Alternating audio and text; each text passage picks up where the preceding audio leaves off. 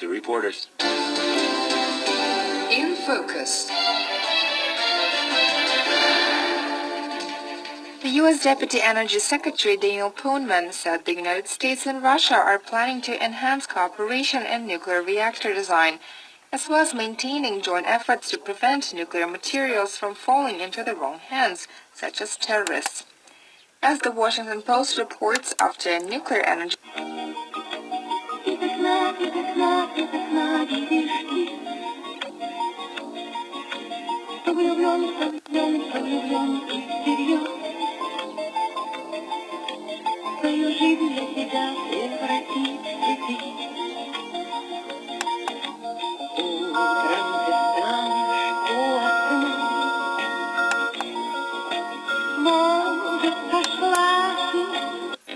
This step was necessary to prevent large quantities of highly enriched uranium falling into the wrong hands.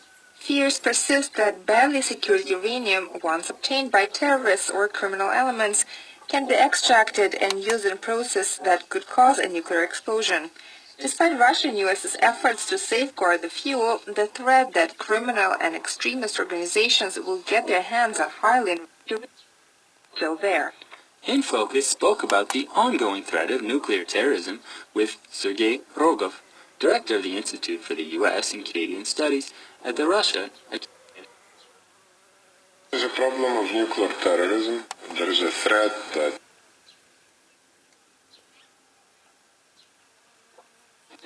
families are out walking along the beach, children playing on the bouncy castles. People don't really know what is around the corner for the new Libya, even if those will actually take return to the past.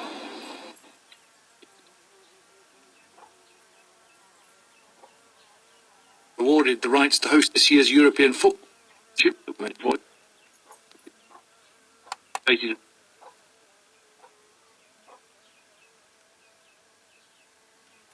interrupt those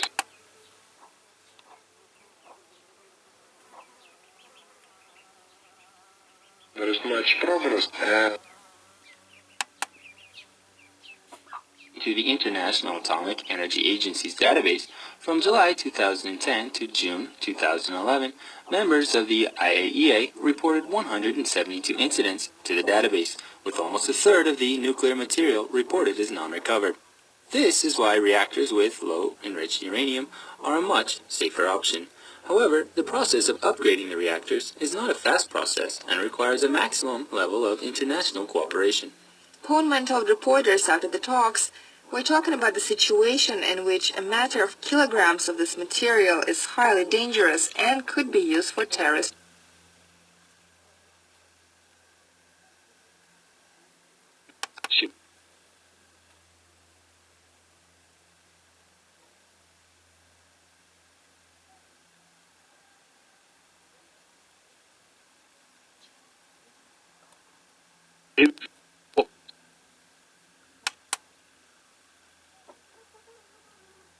Probably consolidate.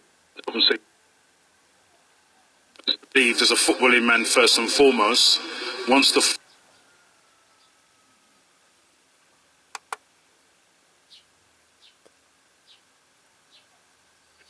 which would allow the country to continue operations of scientific